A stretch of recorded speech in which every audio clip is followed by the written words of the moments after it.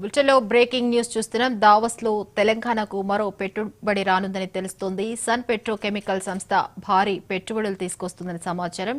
45,500 కోట్ల పెట్టుబడులకు అంగీకారం ఉన్నట్లు, అంతేకాదు మరోవైపు పంప్డ్ స్టోరేజ్లు, జల విద్యుత్, సోలార్ ప్రాజెక్టులు కూడా ఏర్పాటు చేస్తున్నట్లు తెలుస్తోంది. ఇక నాగర్ కర్నూల్, మంచిర్యాల, ములుగులో కూడా ప్రాజెక్టులు దాదాపుగా 7,000 మందికి ఉద్యోగాలు లభించే అవకాశం ఉన్నట్లు తెలుస్తోంది. ఇక దీనికి సంబంధించి మరింత సమాచారం మా ప్రతినిధి సూర్యప్రకాష్ అందిస్తారు. సూర్యప్రకాష్, డీటెయిల్స్ ఏంటి? తెలంగాణకు పెట్టుబడులే లక్ష్యంగా జరుగుతున్నటువంటి సీఎం రేవంత్ రెడ్డి దావోస్ పర్యటనలో భాగంగా కొన్ని వేల కోట్ల రూపాయలు రాష్ట్రానికి పెట్టుబడి రూపంలో వస్తున్నట్టుగా చెప్పవచ్చు. ఇప్పటి వరకు 3 చోట్ల నెలకొన్నటువంటి 3 రోజుల పాటు జరిపినటువంటి దావోస్ పర్యటనలో భాగంగా దాదాపు 45,500 కోట్ల రూపాయల పెట్టుబడులు రాష్ట్రానికి వివిధ రూపాల్లో పెట్టుబడులు ఒప్పందాలు జరిగినట్టుగా చెప్పవచ్చు.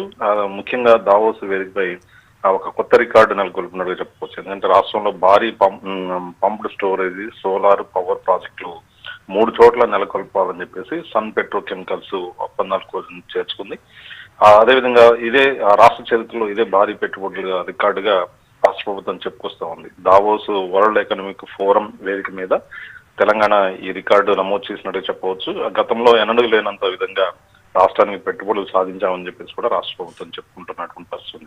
ముఖ్యంగా నాగర్ కర్నూలు, మంచిర్యాల, ములుగు జిల్లాల్లో 3 చోట్ల పంపుడు స్టోరేజ్, హైడ్రో పవర్ ప్రాజెక్టులను నెలకొల్పాలని చెప్పేసి ఈ ఒప్పందంలో కుదుర్చున్నట్టు చెప్పవచ్చు.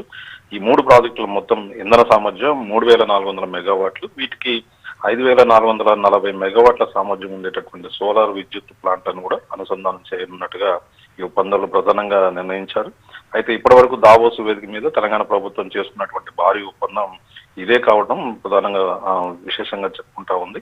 ఈ ప్రాజెక్టుల నిర్మాణం దశలోనే దాదాపు 7,000 మందికి ఉద్యోగ అవకాశాలు కూడా లభిస్తాయని చెప్పేసి రాష్ట్ర ప్రభుత్వం చెప్తా ఉంది. ముఖ్యంగా దావోస్ పర్యటనలో భాగంగా, అంటే గతంలో మొదటిసారి సీఎం రేవంత్ రెడ్డి దావోస్ పర్యటన చేసిన దాంట్లో భాగంగా 40,000 కోట్ల రూపాయలు రాష్ట్రానికి వచ్చాయని చెప్పేసి చెప్పినట్టు పరిస్థితి ఉంది. ఇప్పుడు దాన్ని ఆ రికార్డుని అధిగమిస్తూ 45,500 కోట్ల రూపాయల పెట్టుబడులు తెలంగాణకు వివిధ సంస్థలు పెడుతున్నట్టుగా చెప్పవచ్చు.